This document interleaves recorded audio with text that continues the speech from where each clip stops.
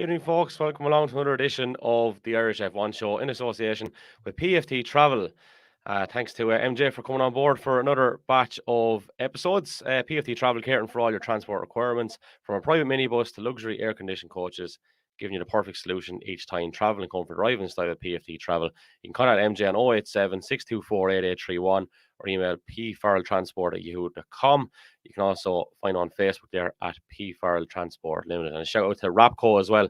Our stickers have been very prominent around the Irish circuits over the last couple of weeks. So big shout out to Rapco. So thanks, lads, for that. And thanks to everyone who's put stickers up on the cars. We've Brian Rabbit this evening anyway. How's things, Bar? Evening, Kev. How are we? All good, thank you. Keeping well.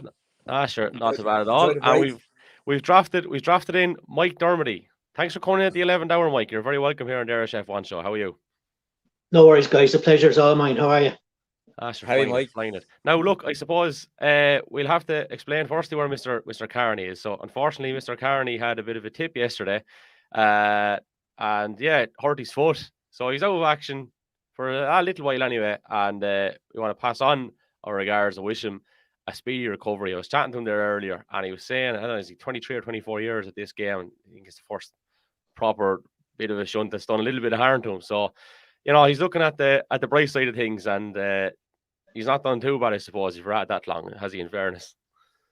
Oh, I'd say he's had more injuries on the pitch than on the racetrack, so he's probably he probably can't complain too much. But yeah, hopefully he feels a bit better. He had a bit of a shunt there in Kirkustown, as we know, but he's in good form. He won't be long before he's back in the car. You can be sure of that. Yeah, Mike, it's funny, right? I was only joking with him there yesterday. I was saying, in all the years he's playing football, he never seemed to get injured. Now, I don't know what that says about his football career, but the racing career hasn't been too bad, in fairness. So, yeah, he's actually been in the wars quite a bit this year. He took a bit of a tumble, I think, a few months ago as well, and cracked a rib. So, yeah. Well, that's what I said. They get, like the rest of us now, the bones are getting more brittle as the age goes on. So maybe that's what it is. That's it, yeah. That's it. must be something like that. How about you guys? You've been out and about, have you, the last couple of weeks? Tell us what's happening. Yeah, well, I haven't been in the car now myself, kind of more or less off this year. But we took a spin down to the Mondello Historic Festival there a few weeks ago. Had a look at that. I seen Mike, his car was out in the hands of the Bell Ritchie, so he was going well in it. Good event down in Mondello there at the Irish Grand Prix, which might be a little bit of a stretch.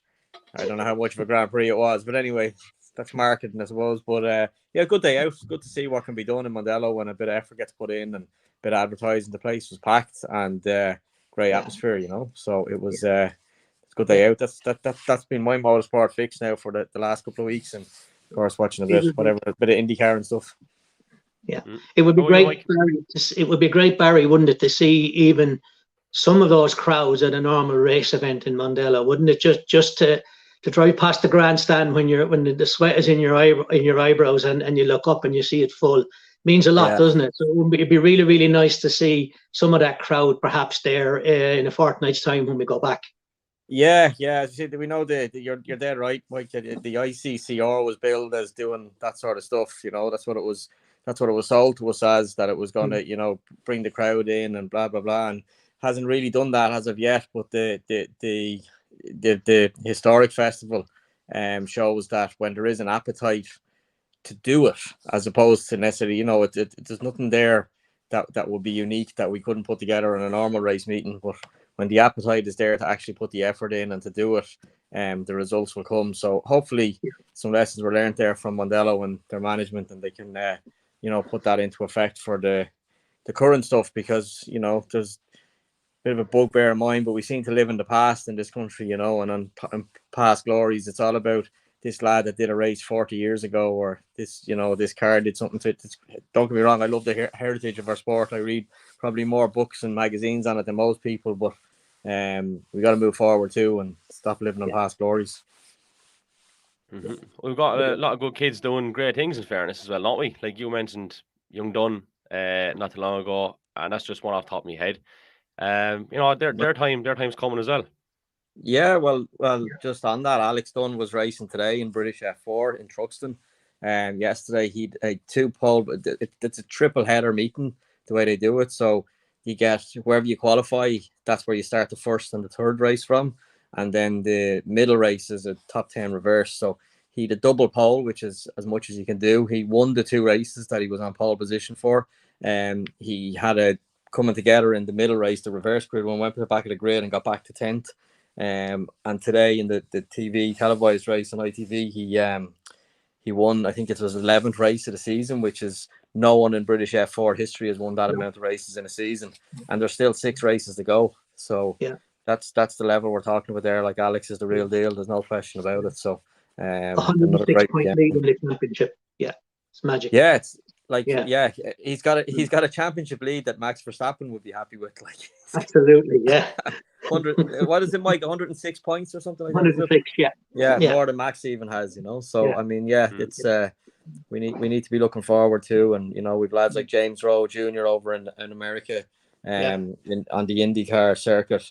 That's he's had a bit of a tough year. He moved teams there recently and instantly shot to the top of the practice times. Once he moved teams, he got himself into a better car, and there's plenty of lads out there that we could be showcasing just as much, not instead of, but just as much of maybe the lads from 40 years ago.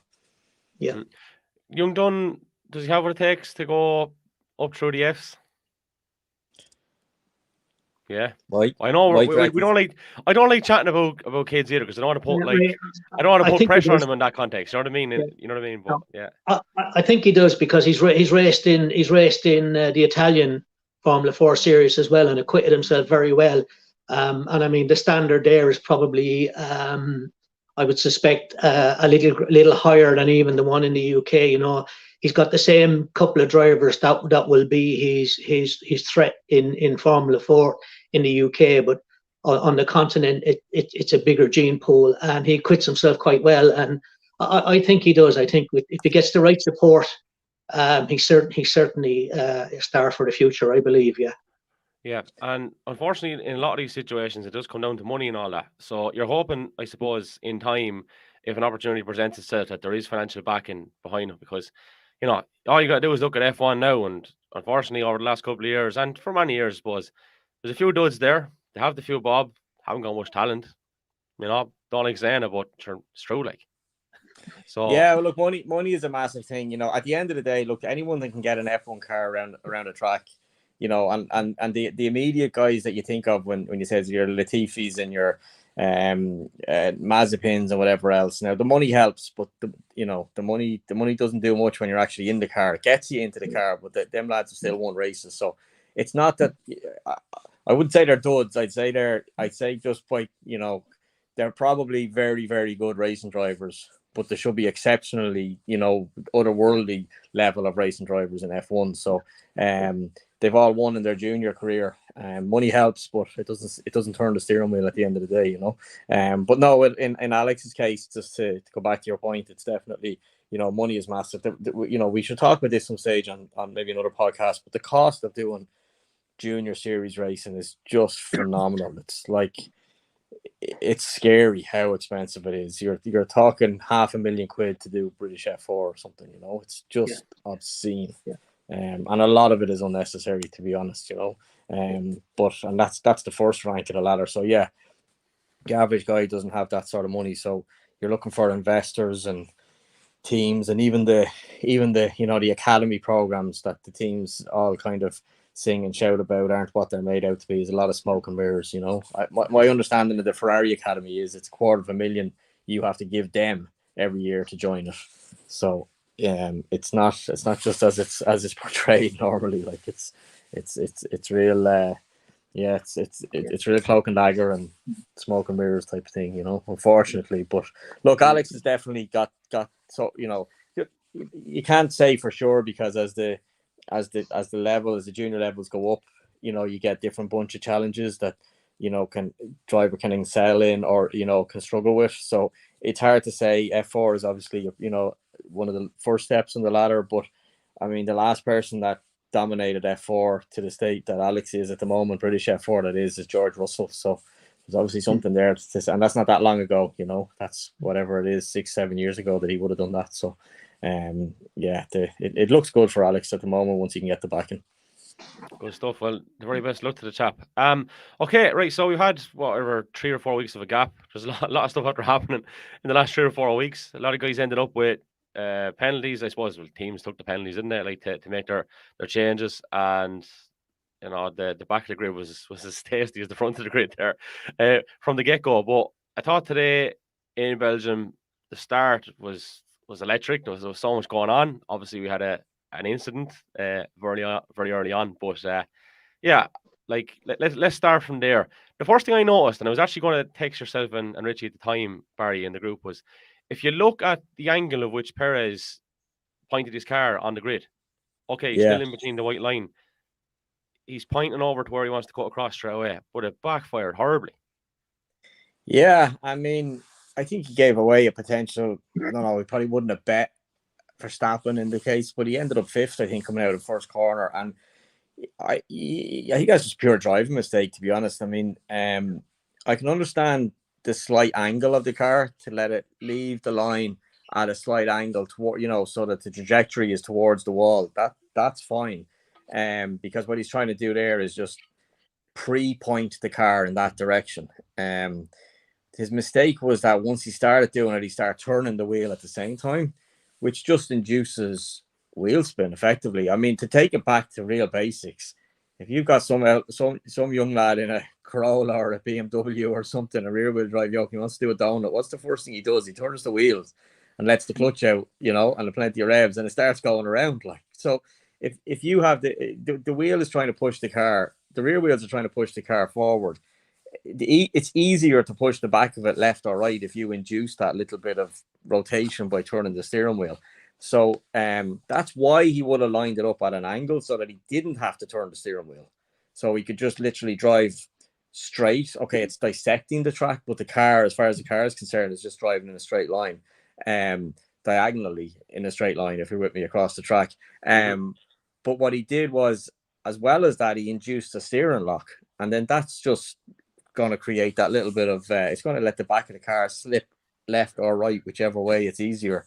And that's exactly what happened. And he ended up just going backwards off the line as a result. So the line it up a bit crooked makes sense. But the turn of the wheel when you're trying to put 1,000 horsepower through relatively cold rear tires on the Spa circuit, I don't know whether you noticed, but it's got little grooves cut across it every 1.5 inches.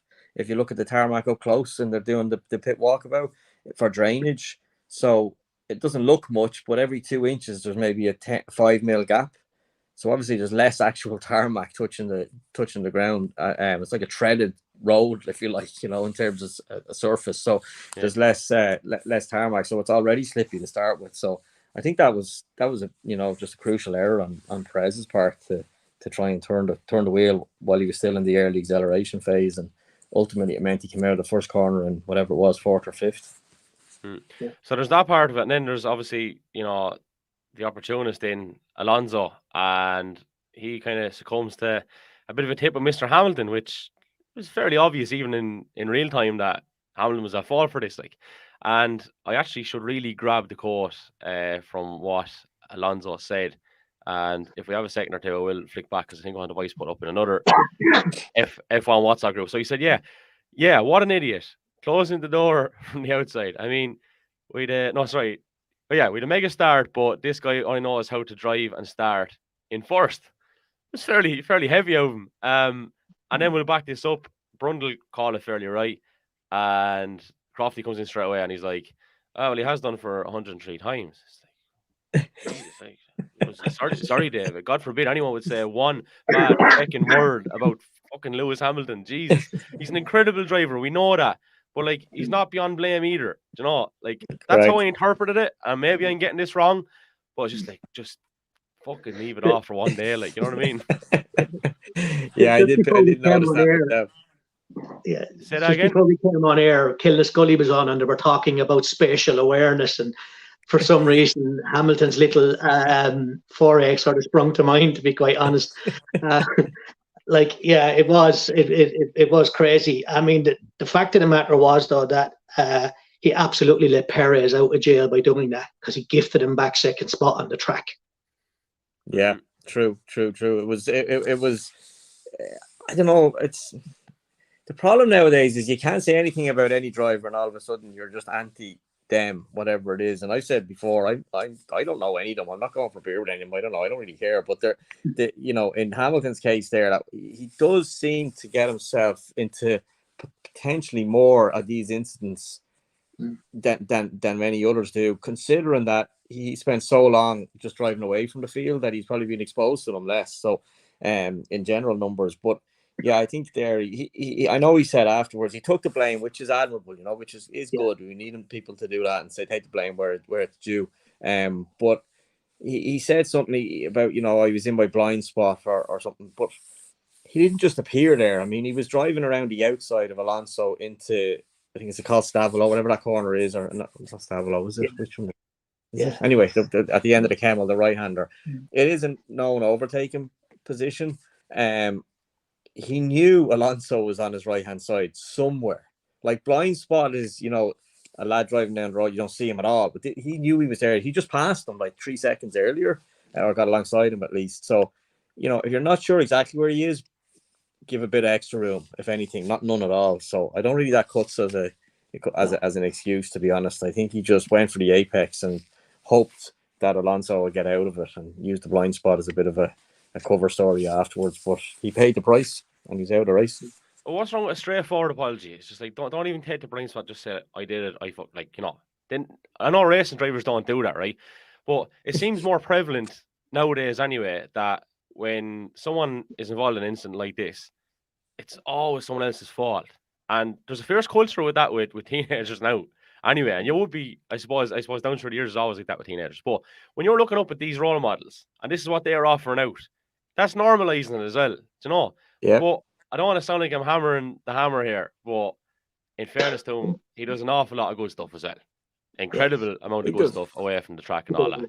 The other thing to take into account is whenever they're interviewed a lot of the time, and whatever they say on the radio, just discount it instantly because it's adrenaline and, they don't have a full sight of what's going on. But I know from my own experience and stuff, you can have a memory of something that has happened on the track to you minutes previous, and then you watch it back and it's a totally different version of how you remember it.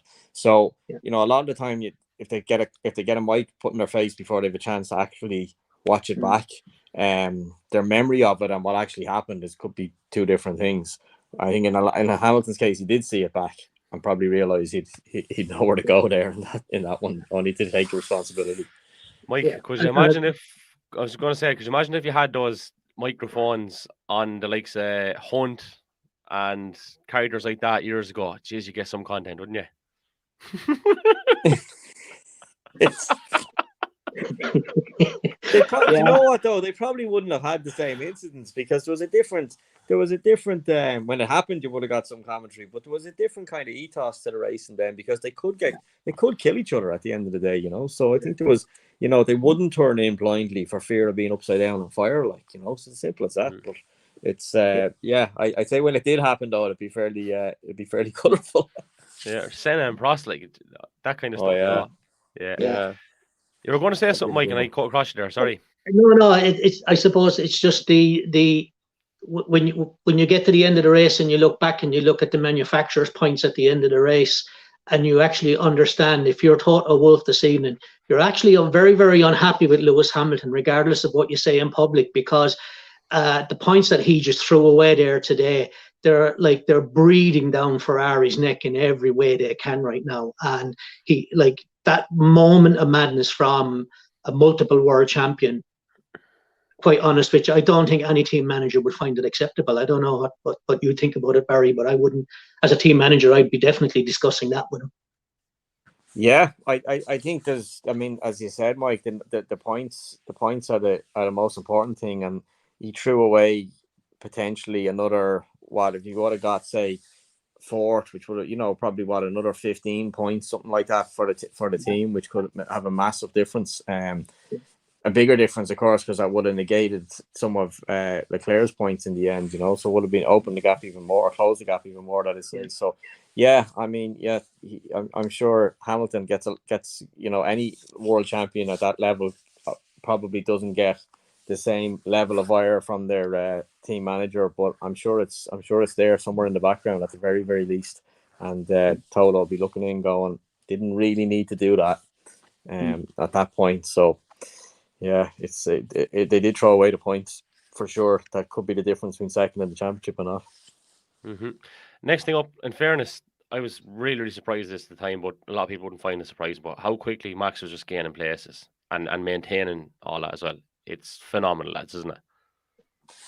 Yeah, I mean, it's they took all these penalties at Spa for a reason, because you can pass at Spa, and you know, align that with obviously Max's ability, and the sheer pace advantage that the Red Bull had was phenomenal this weekend.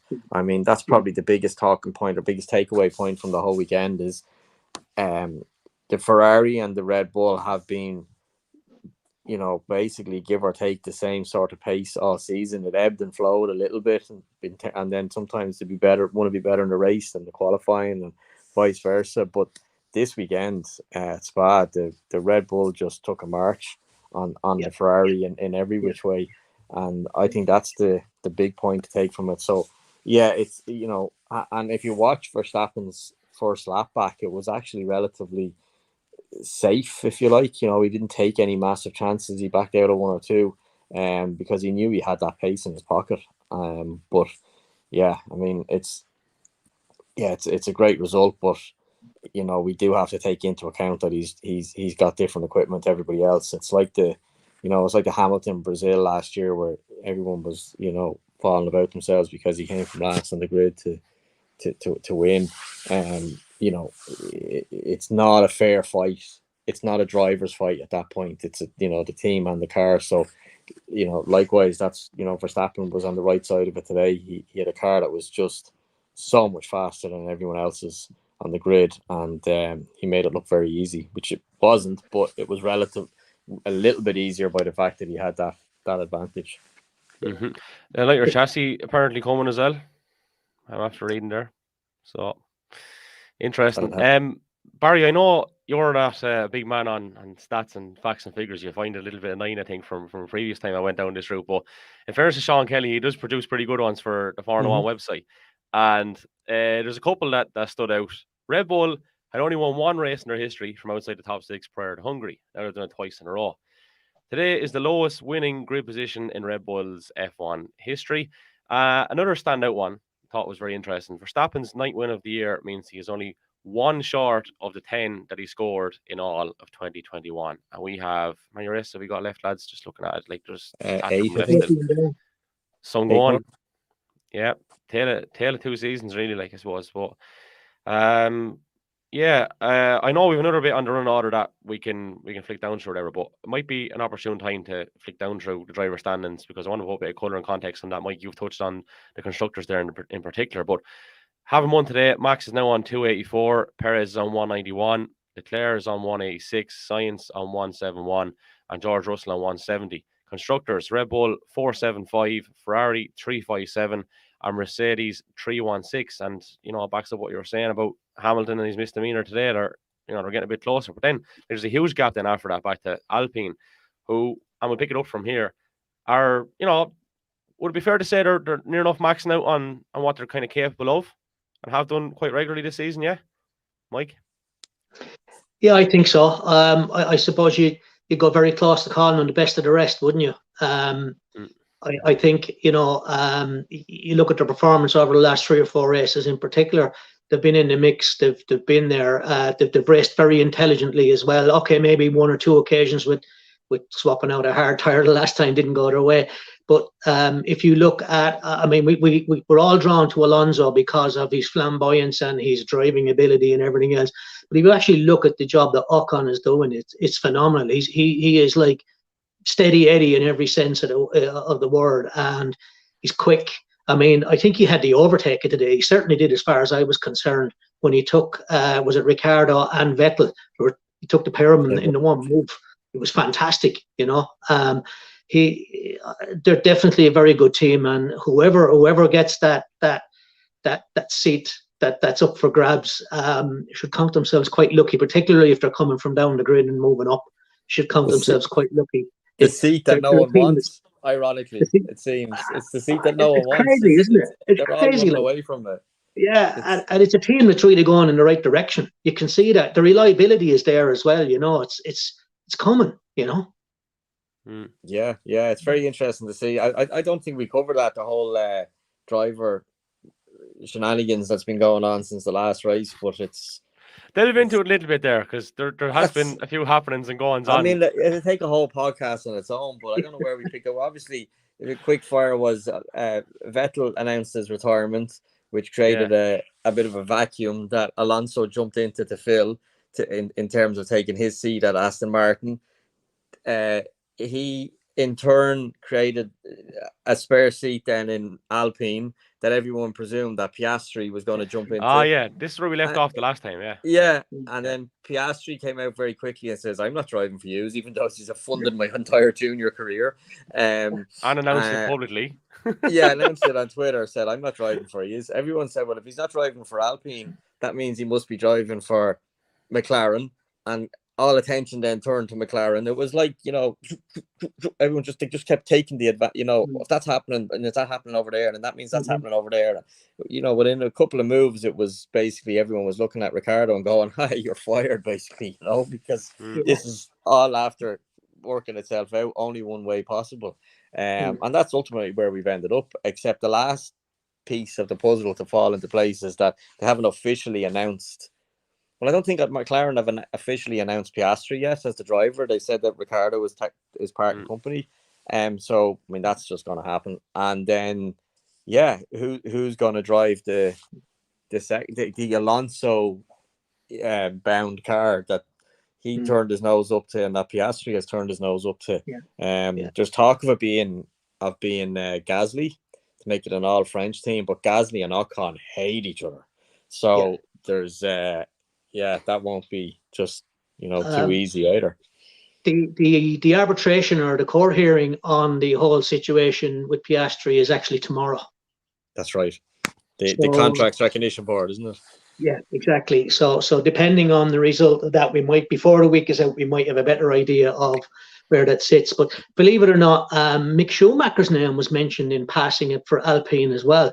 And it was interesting that Gunther, in an interview today on the pit wall, refused to confirm whether or not Mick would race for Haas next year. He's at the end of his contract this season anyway. But if you look at the job Mick is actually doing, even look at him today, I mean, he's very close to what Kevin Magnussen is doing there at the moment, and he drove reasonably well today at times as well.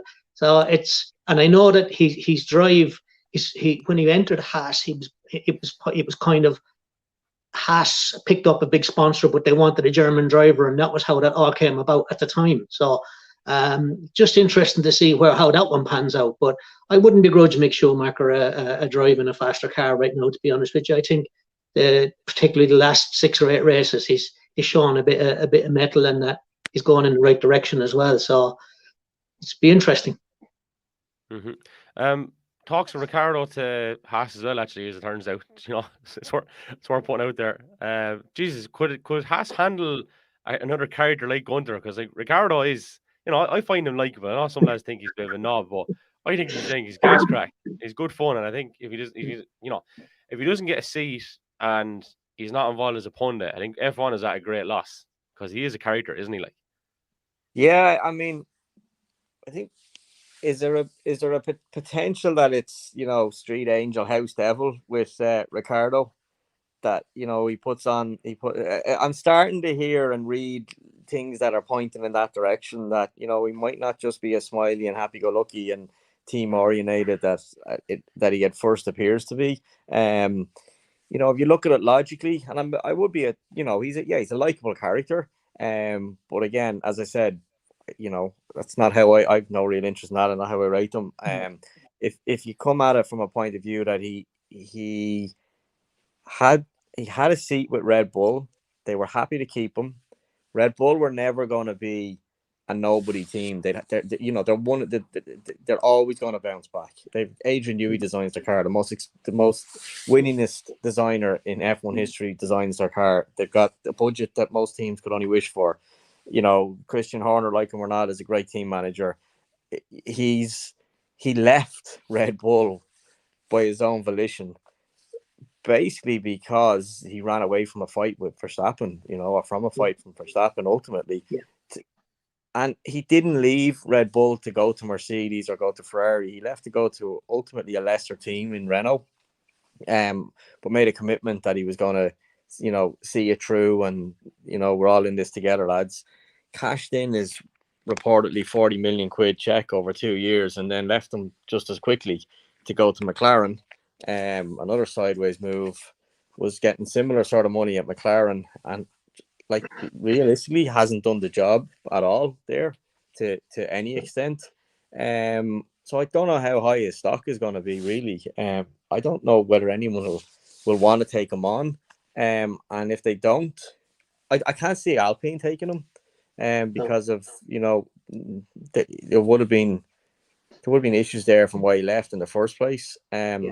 Plus, his stock is down, no matter what way you dice it, his stock is down at the moment. They've other options, I would have thought. Haas are going to look for money from him, let's be honest. Yeah, or someone to bring money off the back of him because of his name. Yeah. The other thing as well is that my understanding of how these things work, with, I know when Raikkonen had a similar situation, that he got paid out of his contract with Ferrari in 2010, I believe it was, that the deal was that if he drove for another team, he lost the money that Ferrari were due to pay him. So it gets a little bit of complicated there. I mean, Ricciardo's probably going to get about 15 million to not drive to McLaren next year. If he takes another drive, he loses that. Now, is he going to lose that money? I haven't seen the contract, of course, but this seems to be a fairly standard sort of setup. Is he going to take a drive with Haas for lesser money and potentially lose a big chunk of that? As I've had enough, I'm out of here. I'm gone and going to leave his at. I'm only joking. The door's open. There's moths flying in, so I'll be back there in a second. I don't know if he's going to leave and go to Haas just to keep himself in F1, because I think if he goes, he won't get back in. I think that's the reality at the moment. But there's a bit of me kind of says, well, Danny, you might have yourself to blame in all this, because you had the plum seat with Red Bull and you ran away from it. And, you have the few quid in the bank, and nobody can deny you that, and well done for that. But, you take your chances, and this is where he's ended up. So wouldn't have a massive amount of sympathy for him if he loses out and he's not in the grid next year. Might just make way for someone else. Is it fair to say, Mike, like that? And it's funny because the missus was only chatting about this yesterday inside, that like since he left Red Bull, in her opinion, over his own ego, and money, in my opinion, obviously, that it has grossly backfired. I mean, we can't really forget there was a big issue with engines that time as well that Renault were providing to Red Bull. And in a way, here's a big conspiracy theory now, but a lot of people would have viewed it as a kind of a fuck you. Going over there and getting the money, the engine's like, what? Why would you have made that move in the first place? You're there in a car like that was only going to get better. I don't know, it is. Well, I suppose, I think your missus is probably closer to the mark. I think it was more to do with his ego, Kev, because he wanted to be the number one driver, and it was as clear as the nose on his face that when Max showed up and showed what he was going to do, he was not going to be number one driver for Red Bull. Absolutely not. And as Barry says, and I agree with Barry, he ran away from that fight because he quickly saw there was a difference between what Max was going to do in the car and what he was doing. And so to go to Renault as it was, as the number one driver, it kind of appeased his ego a little. Yeah, I think so. And the thing about it is, Mike, he could have been number one driver is the guy who's quickest. It's not predetermined. You want to be number one driver, you'll be the quickest. And don't you worry, the team will turn around and follow you quick enough. I just think he knew for whatever reason that he wasn't. You got to take into account as well, if he's looking at Verstappen and let's just say in his head he goes, I'm 2/10 off him. He needs to go to a team that's at least 2/10 quicker to get back on a level playing field. And that's why you see a lot of these guys will move team and join somewhere else. But that was never going to be Renault. That's for sure. So I think the stay in Red Bull and hope that Max has a few bad races over the course. The Nico Rosberg angle of it, which is, you know, Nico wasn't as quick as Hamilton, probably admit that himself, but he outworked him one year, had a little bit of luck and won a world championship. You know, and maybe that might have happened to Ricardo, you know, in a Max Verstappen Red Bull team, and he might have clinched his world championship, realized how lucky he was, and said thanks and good luck.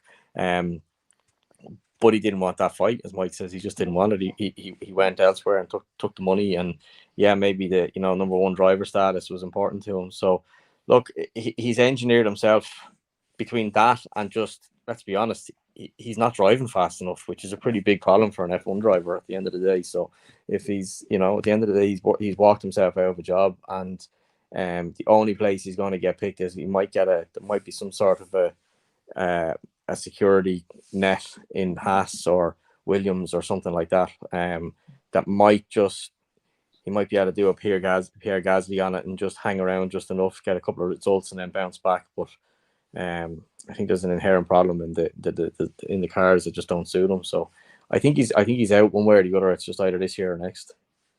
We're back to the elephant in the room, lads. Ferrari strategies.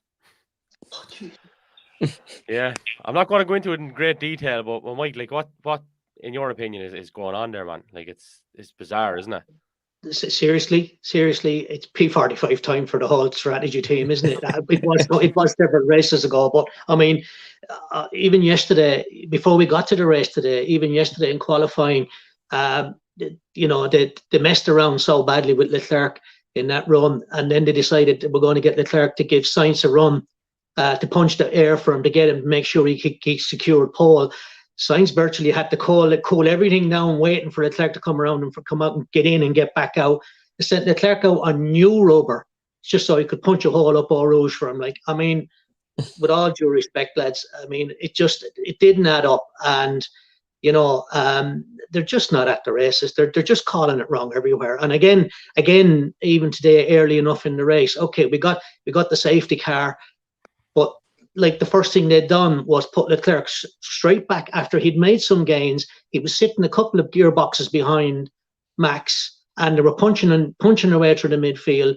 And they took the option then to bring him in and you know, swap the tires, put on a set of tires under the safety car, let him back out. And you can clearly see, like, they did not enter their head to maybe match what Max was doing, and they just to try and live with Max and stay in the game a bit longer. Like, the tires had done nothing. There were 2 laps in or whatever it was. It's just crazy.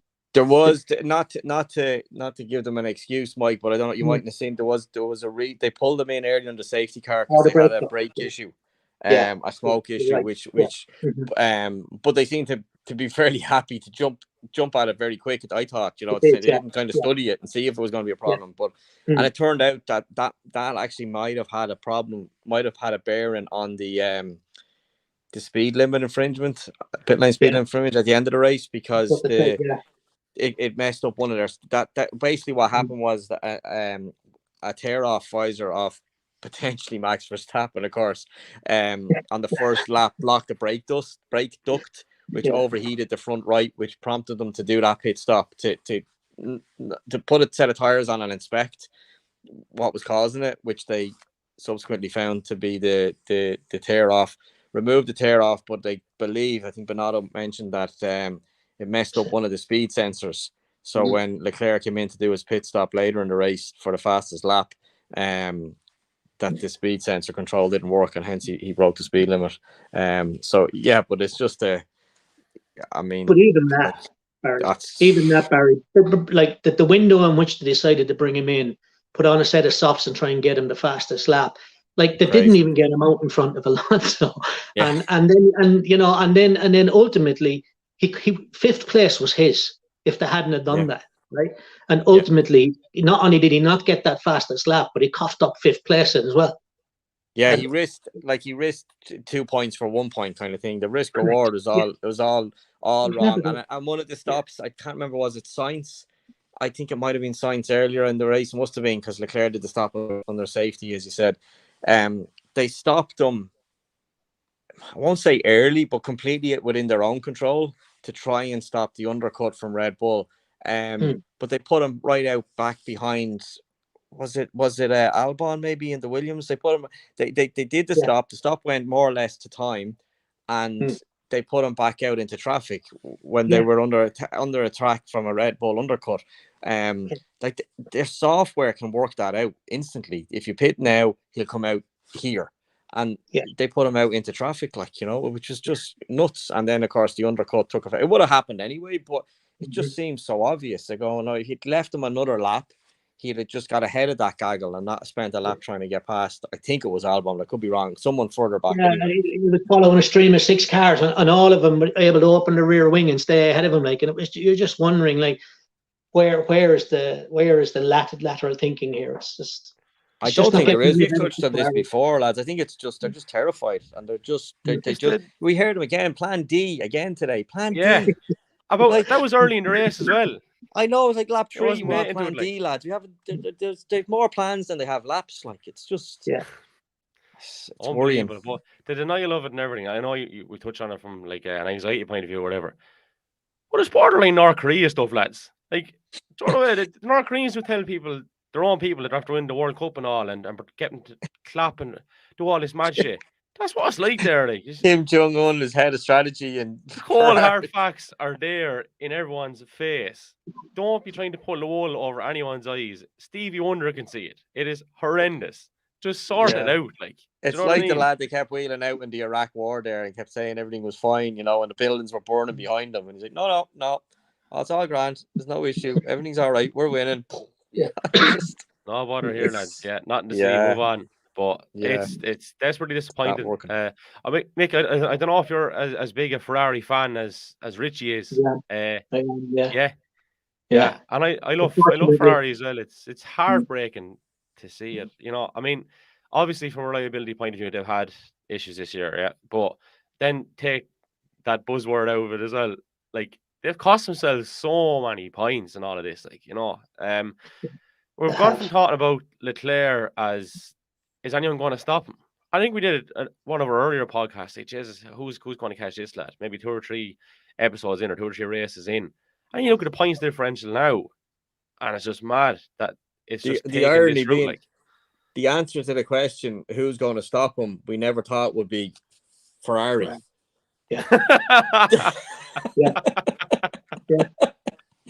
Who's going to stop the Ferrari #1 driver from winning the championship? Ferrari. That's ultimately what they're doing. They've done everything. They've created a fast car. Politically, they seem to be fairly consistent, which is a big deal for Ferrari. You know, they're ticking off the big ticket items, and then they're just screwing up the stuff that's, you know, should just happen, like non-negotiables, I suppose. You know, it's only as strong as your weakest link at the end of the day, and that's definitely their weakest link at the moment by a long shot. I actually need to go back and listen to, I think Zach Brown was on the High Performance podcast, and they did one with Toto before, and they did one with Christian Horner before, and they're epic listens just to get into the psyche of the two lads. And I know Christian's done a good few of these, but it's mad the way they think and how natural it is, and to deal with the level of stress and pressure that they're under, and to do so seamlessly. Like, I'd say Horner must be big into meditation and stuff, because he's always just so zen, and nothing ever really seems to faze him. He's just like, you know, even if there is inner chaos, it's just so calm outward. But isn't this it though? Like, without the like, some people are just wired different. You know, it's he could just be one of those people that, you know, he's like, you often hear it that there's people that are good in an emergency, and there's people that aren't good in an emergency, and it's just hardwired into you, you know. And, you know, I'm sure there's a, you know, like any person in the world, they've got your pros column and your cons column, you know, and it's just whether they suit the application that you find yourself in. And I think in Horner's case, but you see, Horner's a racer too. Like, he raced up to F3000 himself, today's F2, reasonably competitively. I mean, he was probably never going to get we got an F1 test with Lotus in the early 90s, so he probably does look at it a lot simpler in terms of, you know, motor racing isn't that complicated when you bring it down to its core function. You know, we all start at the same time, and whoever gets to the end first, it's probably one of the easiest sports in the world to define. You know, you're not there, like, diving where it's, so many scores out of 10 multiplied by a difficulty factor, and anyone that watches it from the outside sees someone spinning in the air and hitting the water. Like it's very black and white. Start here, and whoever gets to the end is the winner. So, maybe when you come from a racing background, you don't overcomplicate it, and you just take it as what it is. Ferrari is a political animal. It's a massive big thing. You have all sorts of mitigating factors there that add layers and layers and layers of complications to it. And you got to remember, it's the national team of Italy. It's like their football team, and they close ranks very quick, and everybody just goes into ass covering mode, as opposed to being a kind of a free tempered, free-minded kind of race team where you just go, let's just try win the race, lads, do the best job we can. The culture is there, isn't it? That culture is there. It has been fear culture. Always, their culture. Horner has the luxury of looking left and right and looking at a team of people as well that have been there and done it with him time after time again. And as you say, like, who will ever surpass what Adrian Newey has done around Formula One? And he has the luxury of looking there and knowing, but these guys, they've been here, they know where it's at. They're not panicking. I don't need to panic. There's a solution here. We just have to work it out. That culture is slightly different in Ferrari. It's, the world must never see them as being as messing up or being failures. And as Barry says, they live in such fear of that's what they're now doing. Yeah. You fail before you even started when you have that mindset, like, as we've kind of we mentioned before. That's another thing, actually. Adrian Newey's book is supposed to be pretty good. How to Build an F1 Car. I don't know if you read that, Barry, I'm halfway through it for the second time, so it's in my little library. Yeah, it's a great book. Well, on a completely different note, but there is some parallels because a lot of sports people have used it to their advantage. The Chimp Paradox is a great book as well. I'm not big on the reading. I've only gone back into it lately, and it's great. Too much fucking screen time is ridiculous, but just all about, like, the way you have, I suppose, fact-based line of thinking, and then is it the limbic part of the brain they call the chimp, which is the emotional side of it, and how the two of them were actually competing together the whole time. So, like, just say, right, there's a jersey up on the wall, and that jersey's up on the wall. Oh, that's a jersey. That means, but the jersey's just on the wall. It's kind of like the event and what you take from it. Yeah. I understand. It's just it's two things competing at the one time, but it feeds into performance so much. It's unbelievable, because if you can just always bring it back to the fact, just really, really good book. If you can get your what's it called again? Give the name again, Kevin. The Chimp Paradox. I'll put it on. I'll be on Amazon at some stage. I'll put it in my basket. It's class, absolute class. Big reader. I think we're at the end of our review, lads. I don't know if there's much more to add. We didn't actually talk much about the race itself. I don't like to be fair. It's typical F1 though, isn't it? There's so much going on around the track, but like it wasn't the classic, despite the mixed up grids. It had its moments. It certainly wasn't a classic. I think we probably touched on the main points, but at the end of the day, Verstappen won it from 14th with just a colossal show of pace. Latifi spun out, so standard enough sort of Grand Prix, I think, really. I think one guy that benefited from all of the penalties and the grid penalties around qualifying that put him in a great place was Alex Albon, and I actually think he drove really, really well today to keep the car in the points. I mean, he was under tremendous pressure there towards the end of the race, and I thought he deserved some credit for the way he acquitted himself today. And not only that, Mike, they pitted early every time, so that they would kind of jump ahead of those around them, and then defend that position, as opposed to trying and aggressively get ahead of them. They knew where they were strong. They're a very slippery car, which is, code word for not much downforce, basically, because one comes at the expense of the other. So they had a very slippery car, which would work well at Spa. So they were able to recognize that, bring them in early, get them out ahead of a few people, slow them up and hold them up for as long as possible. It might get them lately, but it impacted their race time. And then, like you said, he hung on. I mean, he qualified, was it 6th?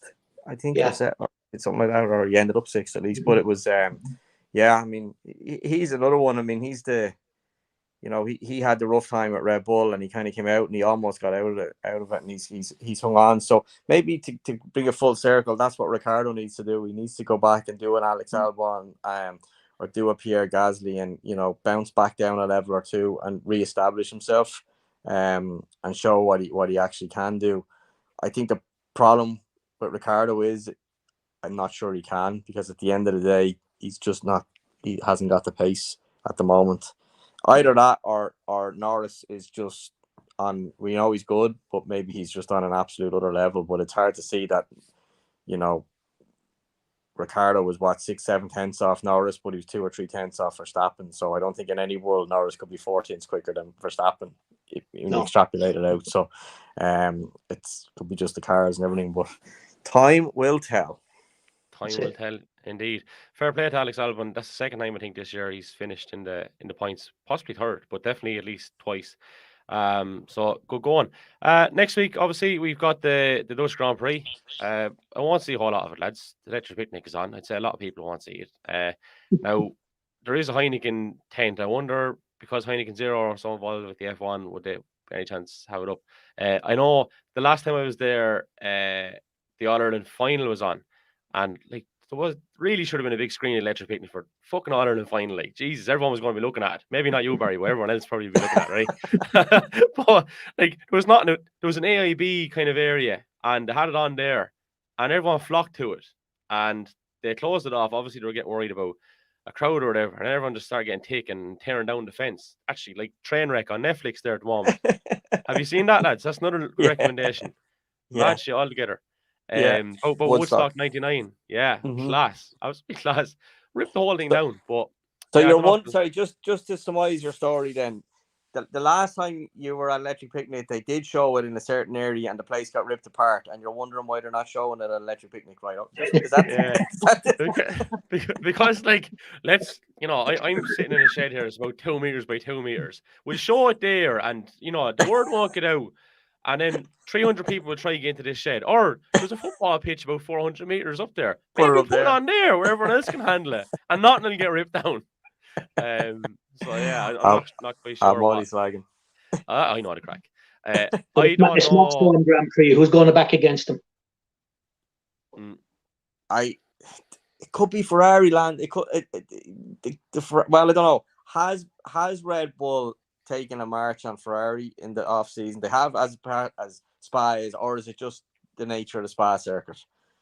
I think, you know, there's a chance that Ferrari will come back. For Zandvoort should suit Ferrari, and ironically, Monza should suit Red Bull, which is the exact opposite that both of them probably want, being the Dutch for Verstappen Grand Prix and the Italian Grand Prix for Ferrari. But I don't know. I think there's a chance that Ferrari might come back at them, unless maybe Red Bull have found something in the summer break, which in theory they're not supposed to, because they're supposed to shut the whole place down. But you know, we'll see. It'll be a rapid fire couple of weeks. It will. I can confirm one thing: it won't be late next Sunday night, lads. Probably won't be late next Monday night either. It's we might hold off until Tuesday, and 3 weekends in a row there's Grand Prix, I think, because off to Italy the week after, I think. So that's right. Yeah, maybe we might call it for Tuesday week for the next program. But so we're at the AOB part of the program. Anyone want to add anything else before we finish her up? I'd just like to say thanks for giving us the nod, lads. I've enjoyed the chat. Really was good crack. Thank you. Well done, Mike. Nice, good insights. It was great to have you on board. Fair play. You might call in again at some stage, Mike, will you? Oh yeah, you never say never. Good man. And obviously, Richie, get well soon. Good man. Take a handy in that morphine. Lads, thanks a million. Appreciate it. Take care. Mike and Barry. Just shout out to our sponsors as well, PFT Travel. Cater for all your transport requirements, from a private minibus to our luxury air conditioning coaches. We've got a perfect solution for you. Traveling comfort, driving style, PFT Travel. Contact MJ on 087 624 8831 or email pfarrelltransport@yahoo.com. You can also find them on Facebook at P Farrell Transport Limited. Shout out to Rapco as well. So that's where we leave it. Probably back Tuesday week, I'd say. Audio's going up on Spotify and Apple and all those places in the next 5 or 10 minutes for that. And yeah, if you're enjoying the coverage, we have a Buy Me a Coffee link. You can support our efforts for the price of a coffee. If you don't want it, that's fine too. We'll keep putting the content out there. We enjoyed it. It's a bit of crack, and that's what it's all about. Until next time, take care.